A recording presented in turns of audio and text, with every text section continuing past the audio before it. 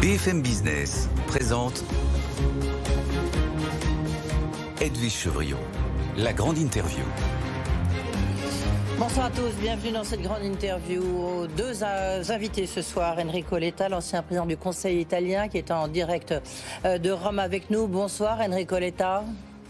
Bonsoir. Évidemment, pour parler de la mort de Silvio Berlusconi. Et en studio avec nous, Gilles Babinet, co-président du Conseil national du numérique. Bonsoir Gilles. Bonsoir. Merci d'être là. Vivatech ouvre ses portes après-demain. On parlera de ChatGPT évidemment, et on parlera des hippies et de Dieu, puisque vous publiez un livre où vous retracez l'histoire d'Internet. Vous nous direz, tiens, si Elon Musk c'est un hippie ou c'est un dieu. À suivre, mais tout de suite évidemment, on parle de cet homme de médias tour à tour, aussi homme d'affaires, homme politique, le très controversé milliardaire italien qui s'est donc éteint ce matin à l'âge de 86 ans. Enrico Letta, vous avez été président du Conseil italien, certes un an, là où Silvio Berlusconi l'a été à 3 reprises et au total 9 ans. Qu'est-ce que vous retenez de lui ? Bon, évidemment, c'est une personnalité qui a changé l'histoire de notre pays. Il l'a changé pas seulement dans le domaine politique.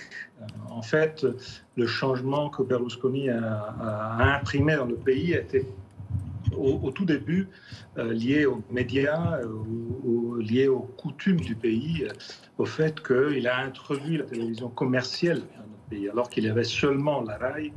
Et dans les années 80, fin 70, il a un peu changé beaucoup de comportements, d'attitudes grâce à ce grand succès. Il y a eu le deuxième grand aspect, le sport, le fait qu'il avait acheté ce club AC Milan. Bon, entre parenthèses, moi aussi je suis supporter. Donc pour moi ça a été compliqué en étant opposant de Berlusconi en politique, mais grand fan de son équipe. Mais ça a été une partie importante de sa narrative de succès, de héros qui gagnent toujours.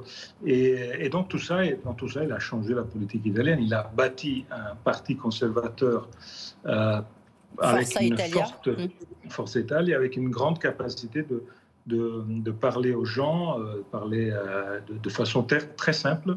Et en fait, sa droite, la droite qu'il a inventée en Italie, qui n'existait pas, avait ou bien la droite, la petite droite post-fasciste, ou bien le grand centre démocrate chrétien, mais on n'avait pas de droite. Il a inventé une droite qui, en fait, s'est liée pendant le temps à la droite américaine, George Bush et Vladimir d'autres. Poutine. Et évidemment, au niveau international, avec un fort lien avec Poutine. Donc, en fait, personnage controversé, beaucoup de polémiques, beaucoup de scandales. Moi, j'étais vraiment de l'autre côté de la barricade. Oui, vous êtes un homme de la... reconnais... Vous êtes un homme de la social-démocratie. C'est vrai qu'on peut se demander qu'est-ce que vous avez en commun avec lui, avec l'homme des Bunga Bunga. On s'en souvient le footballeur. Si, vous avez un lien, vous l'avez dit, c'est l'AC Milan. Il n'en demeure pas moins quand vous dites qu'il a changé le visage de l'Italie. Est-ce que, parce que sur le plan politique, Forza Italia, je crois aujourd'hui, c'est plus que 8%. Est-ce qu'il a fait un peu le lit de l'extrême droite, selon vous, Silvio Berlusconi ? Bon, évidemment, c'est le problème d'aujourd'hui. Et je pense que j'imagine que ça va être aussi le discours politique qu'on va faire en France, en liant l'aventure politique de Berlusconi à la situation de la droite française.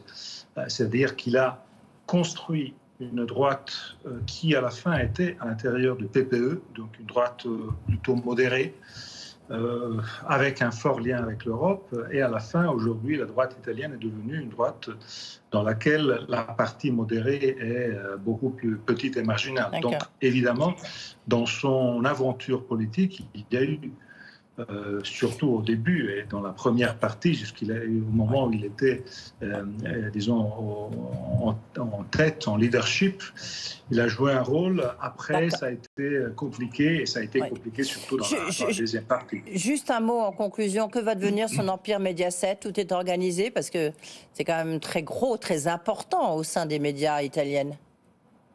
Oui, évidemment, c'est quelque chose de très important. J'espère que pour le bien du pays, ça reste un asset important, que ça puisse se développer, parce que, en effet, tout ça, les télécoms, dans un monde dans lequel, dans une Europe dans laquelle les télécoms ne peuvent pas rester seulement national, la possibilité pour Mediaset de devenir quelque chose de plus et quelque chose d'utile pour l'Italie. Merci beaucoup d'avoir été avec nous, Enrico Letta. C'est intéressant aussi de soulever que là où il n'a pas réussi, c'est en France. Le lancement de la 5, on s'en souvient, lancement tonitruant, c'était en 1986, grande aventure télévisuelle, mais enfin, avec un succès limité. Merci beaucoup, Enrico Letta, d'avoir été avec nous. Merci. Tout de suite, retour en studio avec Gilles Babinet.